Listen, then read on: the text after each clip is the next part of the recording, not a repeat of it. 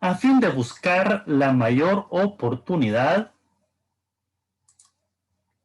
en la toma de decisiones y de ser lo más económico posible, evitando repeticiones de procesamiento que, además de disminuir en eficiencia, posibilita que se generen errores. Si está preciso, qué información emitir, cómo presentarla, a quién se debe reportar esa información. No existirán ambigüedades y el proceso de toma de decisiones tendrá más calidad y oportunidad.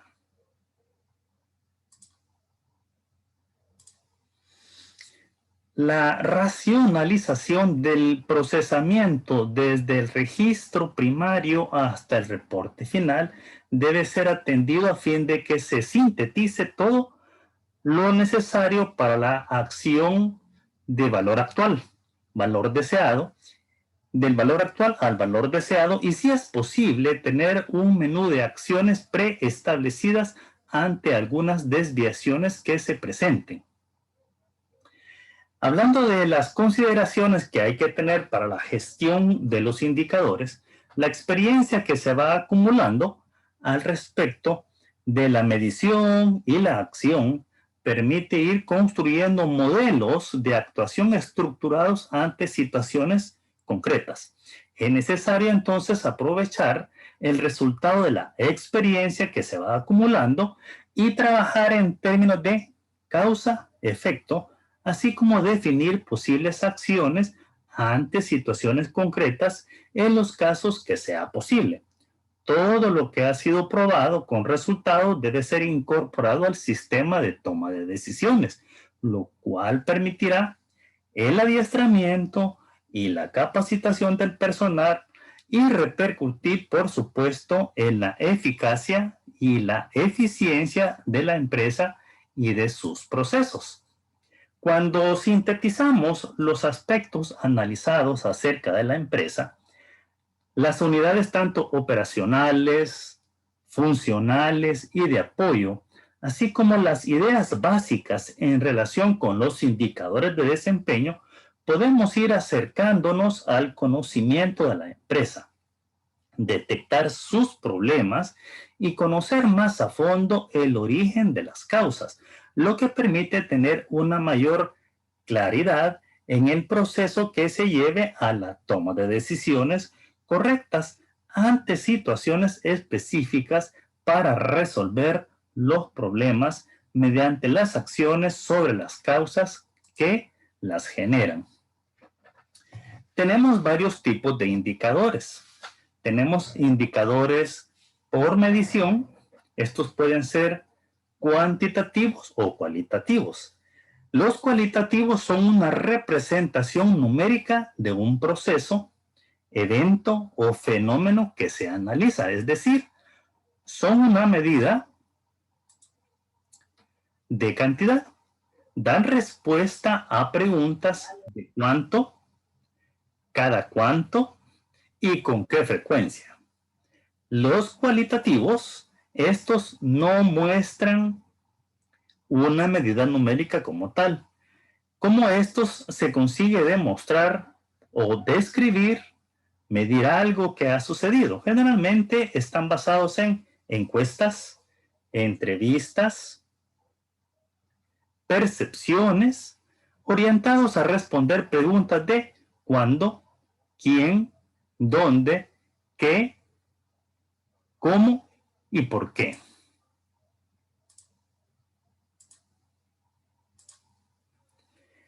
Tenemos los indicadores por nivel de intervención. Estos pueden ser indicadores de impacto, es decir, estos se enfocan en medir el cambio o comportamiento generado después de, y se enfoca a largo plazo. Por ejemplo, la disminución de la delincuencia en el país, se puede ir viendo cuál es el comportamiento en el tiempo. Indicadores de resultado, mide las salidas del proceso, determinando si el objetivo se alcanzó o no. Ahí tenemos, por ejemplo, la percepción de servicio al cliente. Tenemos indicadores de proceso, muestran cómo se están haciendo las actividades. Por ejemplo, el número de capacitaciones que se han realizado. Tenemos indicadores de insumo.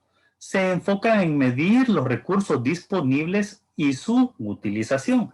Por ejemplo, el gasto en los recursos administrativos. Tenemos indicadores también por nivel jerárquico. Miden la relación, en el caso de los indicadores de gestión, miden la relación entre los insumos y los procesos, lo que permite analizar el comportamiento y diseño mediante la observación de procesos. Estos son de naturaleza cuantitativa. Y tenemos los estratégicos. Estos constituyen la evaluación de productos, efectos e impactos. Tenemos, de los que ya hemos hablado un poco al inicio, indicadores de eficacia, eficiencia y efectividad. Estos son los indicadores de gestión, ¿verdad? De eficacia. Miden la relación entre los objetivos por alcanzar y lo conseguido realmente. Por ejemplo, las ventas proyectadas versus las ventas conseguidas. De eficiencia, miden el rendimiento de recursos e insumos para conseguir los objetivos. Dicho de otra forma, estos examinan el aprovechamiento de los recursos para lograr lo propuesto. Tenemos el ejemplo, número de artículos fabricados por hora. Y tenemos los indicadores de efectividad. Estos miden tanto la eficacia como la eficiencia, es decir, la consecución de los objetivos con el mayor aprovechamiento de los recursos. Me quiero valer de este gráfico. Si intervienen los proveedores, los recursos, procesos, productos y clientes, entonces tenemos clientes y productos. Al combinarlos con los recursos y los procesos nos genera la eficacia. Tenemos procesos, productos y clientes y a la vez los recursos, la eficiencia. Luego, la eficiencia y la eficacia intervienen en la productividad y nos genera la efectividad. Para efectos de hacer un repaso y estudiarlos, el gráfico facilita mucho el aprendizaje, porque podemos ver en el gráfico los elementos que intervienen en cada uno de los indicadores. Y importante es porque entonces podemos hacer interpretaciones más rápidas. Tenemos acá he agregado los indicadores y la relación que tienen con el ciclo de mejora continua, el que se conoce como PHBA. Vamos a hablar de él.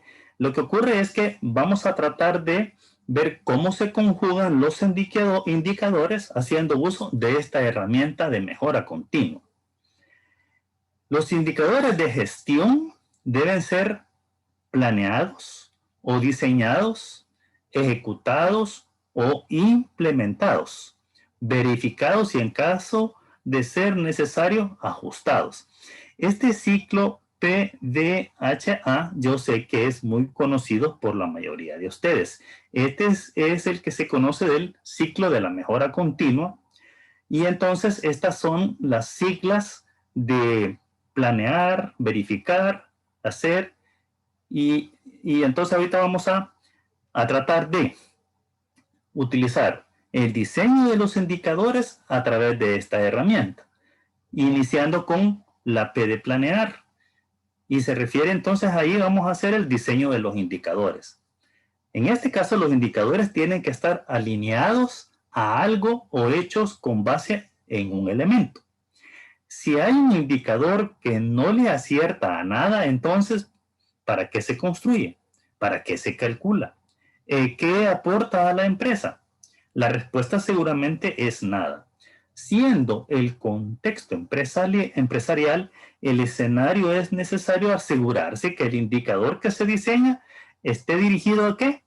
A lograr un objetivo, a lograr una política, a lograr una directriz que la junta directiva, la gerencia, ha emitido, o darle cumplimiento a un lineamiento. Ese es un propósito de los indicadores.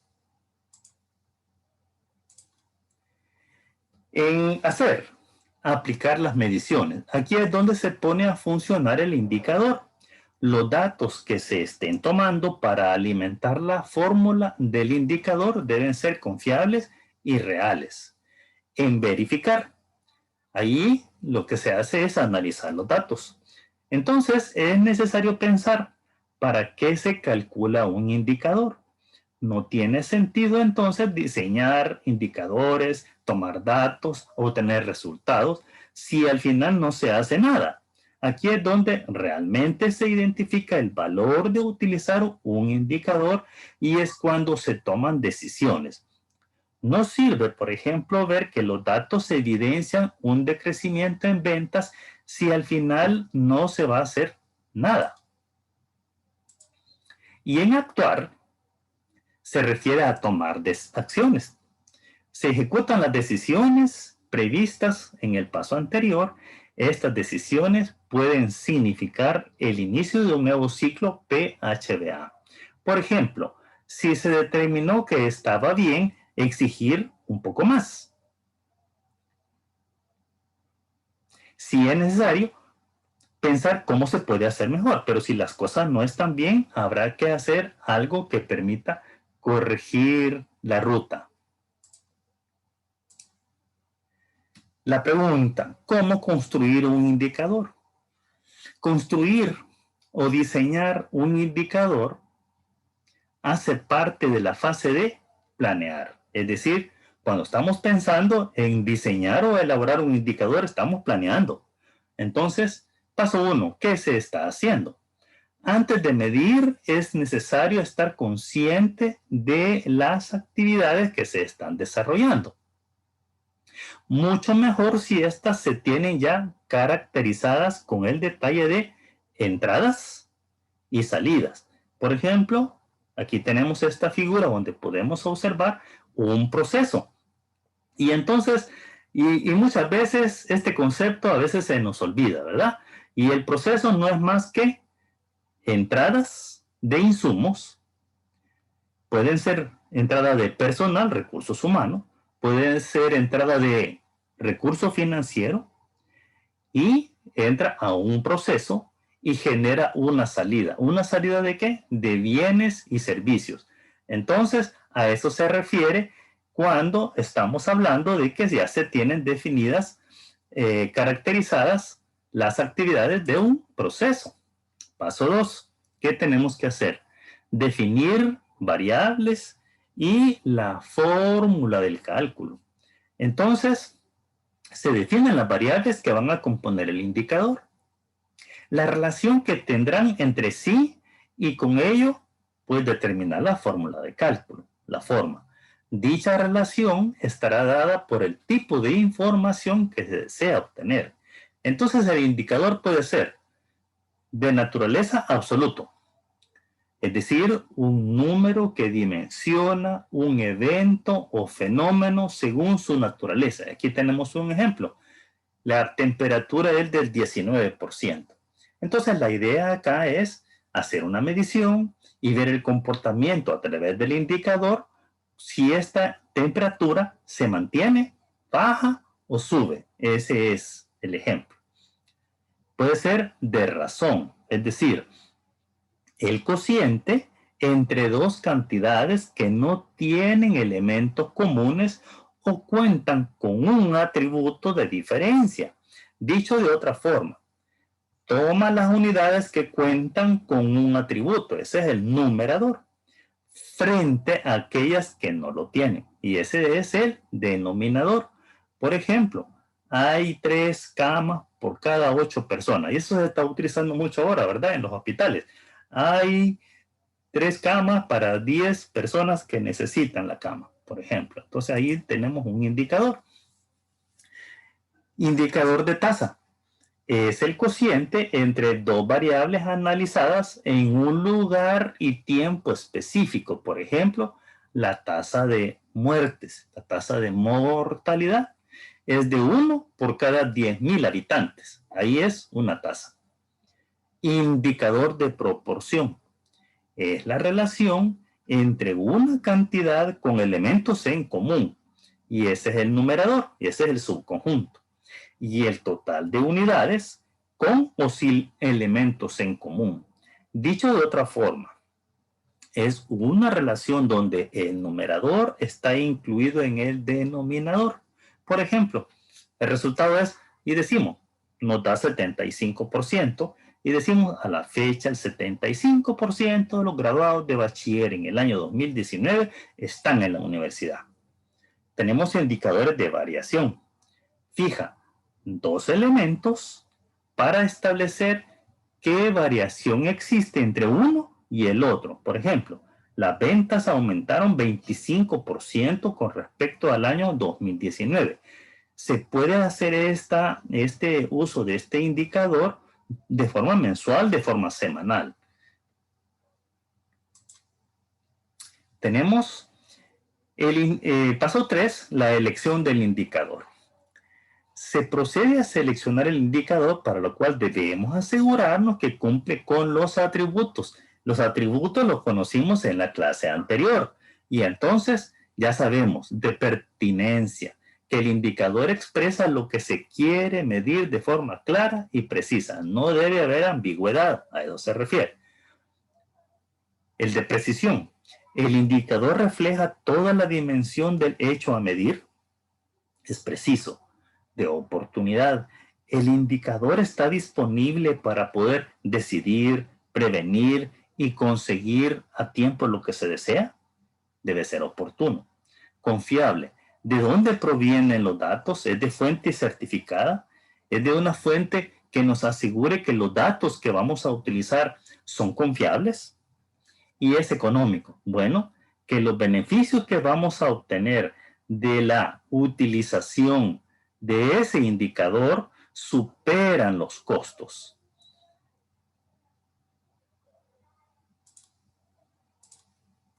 Paso 4. Definir la meta del indicador. La definición de las metas de un indicador de gestión dependerá de la empresa, del proyecto, de la actividad a la que se dedique la empresa o el sector económico en el que se encuentre. Entonces, la meta del indicador puede ser un histórico, es decir, observar hacia atrás en el tiempo para definir la meta que deseamos. Es común escuchar empresas que definen sus metas con base en los resultados del año anterior. Por ejemplo, aumento del 16% de las acciones de mejora con respecto al año anterior. Si no se poseen datos, se pueden hacer mediciones a través del tiempo para tener un punto de partida. Por ejemplo, 6 meses de medición para definir una meta a partir del 7º mes. Una meta estándar, considerando una gestión eficiente de los recursos. ¿Cuál podría ser el mejor escenario? Aquí se obtiene otro valor orientado a una situación posible con los recursos disponibles que se tienen, utilizados de la mejor manera. Tenemos la meta del teórico, más orientado a la maquinaria y equipo. Generalmente, esto lo expresa el fabricante, entonces puede ser, en el caso de maquinaria, dice el fabricante dice la capacidad que tiene para producir, ya sea en unidades o en número de horas en que puede estar produciendo. Entonces, esa es una meta teórica y ahí lo dice, generalmente lo expresa el fabricante.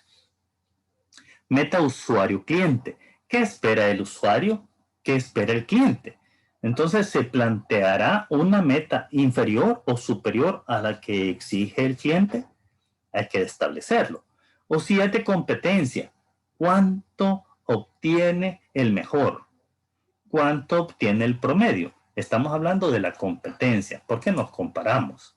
Paso 5. Fuente de información y frecuencia de recolección.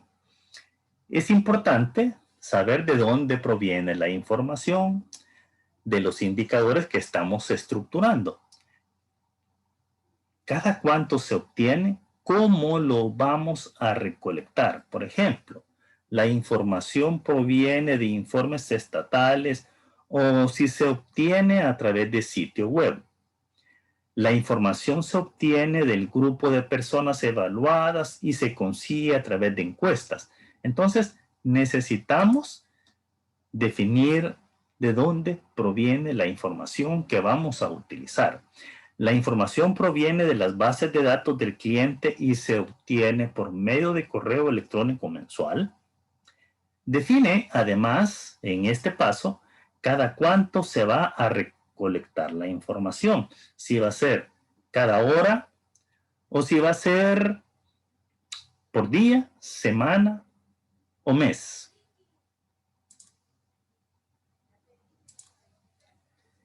Paso 6. El responsable del indicador. Ahí se define quién es el responsable que está asociado al indicador. Importante es establecer quién es la persona que trabaja para que la información se genere. 2. ¿Quién es la persona que deberá recolectar la información? 3. ¿Quién es la persona que deberá analizar la información? Y también, ¿quién es la persona a que se le va a reportar, a quien se le va a presentar la información del indicador? 7. ¿A quién está dirigida la información del indicador? Con base en el destinatario que se definió en el 6, puede ser posible que se modifique la frecuencia de cálculo de indicador o una presentación específica. Es decir, la persona que recibe la información, esta persona podría decir que se modifique la frecuencia. Si la está recibiendo diario, podría decir, no, mire, deme la semanal o deme la mensual. O al contrario, si se está recibiendo cada mes, él pudiera decir, mire, mejor que sea cada semana. En el caso de las ventas, la recomendación es que ese indicador se tenga cada semana, porque si es hasta fin de mes, existe el riesgo que ya sea muy tarde para tomar decisiones. Entonces, importante es que quien recibe la información determine la utilidad de la información del indicador. La frecuencia. Cada cuánto se calcula el indicador, esto dependerá del destinatario, lo que estamos hablando, y entonces tenemos ejemplos, ¿verdad? Si las ventas de una tienda serán pertinentes hacer cálculos semanales o diarios, si es un proyecto del gobierno, como la disminución de la pobreza en cierta ciudad, de cierto país, será mejor hacer cálculos semestrales. Pueden ser de mayor utilidad. Paso 9. Importante es hacer una ficha por cada uno de los indicadores. En este paso se deben especificar los elementos que componen el indicador. Esto es útil. ¿Por qué? Resume todas las consideraciones que se tienen en la planificación de los indicadores. Significa entonces que debemos tener un expediente y en ese expediente colocar cada uno de los elementos que deben integrar el indicador. Y estos son los aspectos que vimos en la clase anterior y finalizamos al inicio de esta clase. Y entonces debe estar una definición, estar el objetivo, cuáles son los niveles de referencia que se van a utilizar, definir las responsabilidades que acabamos de ver, cuáles son los puntos de lectura y los procedimientos que se van a seguir, cuál es la periodicidad, es decir, el expediente debe contener una hoja con cada uno de estos componentes. Asimismo, el sistema de información y la toma de decisiones, es decir, se va a generar la información y quien la recibe debe tomar decisiones, porque caso contrario no tiene sentido estructurar indicadores si no se van a tomar decisiones. Y finalmente tiene que haber lo que hablamos al inicio respecto a las consideraciones de la gestión. Entonces, un expediente completo con todo esto. Bien, con toda la planeación realizada, lo que sigue es tomar los datos y calcular el indicador. Esto dentro del ciclo PHDA es lo recomendado, es decir, la etapa de hacer. Es decir, que la ejecución de lo que se planificó. Debemos considerar finalmente estos apuntes importantes. Se debe socializar, es decir, divulgar las responsabilidades relativas a la recolección de los datos. También divulgar sobre el cálculo de los indicadores. También interpretar cada uno de los indicadores. Entonces, en esta parte se recomienda incluso hacer una mesa de trabajo en donde el autor lo que habla de socializar, pero en realidad es de divulgar y establecer y que todos queden debidamente informados de cuál es el propósito del cálculo del indicador, cuál es la interpretación del indicador. Asimismo, importante para evitar fallos, entrenar y educar al personal en cada una de las responsabilidades. Recuérdense que en uno de los pasos que vimos atrás está definida cada una de las responsabilidades. Y finalmente, en lo que se refiere a la recolección de la información de forma periódica, se haga según se defina en la ficha de indicaciones. Por eso es importante que el expediente tenga la periodicidad y quién es el responsable y quede bien claro quién es la persona que lo va a recolectar y en qué momento tiene que poseer la disponibilidad para que el otro responsable de hacer el cálculo ingrese los datos y se genere el indicador y ese indicador luego se traslade a la persona que va a tomar la decisión respecto al resultado que se está obteniendo de este indicador. Muy bien. Esto es lo que tenemos para la clase de este día, jóvenes. Se quedan entonces con la evaluación. En este momento voy a colocarlo en la aula virtual y se los mando al correo para que se ejerciten. En el caso que no lo puedan completar, queda abierto hasta el sábado a las 11 de la noche. ¿Tendrán alguna pregunta? Con gusto, jóvenes. Tenemos unos minutos.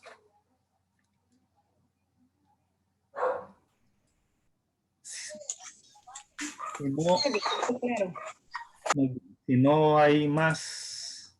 Está bien, Lee. Muchas gracias. Entonces, la clase de este día, jóvenes, les deseo un bonito fin de semana. Descansen. Buenas noches, Lee. Buenas noches, Lick. Buenas noches. Buenas noches. Muy buenas noches. Buenas noches, gracias. Buenas noches.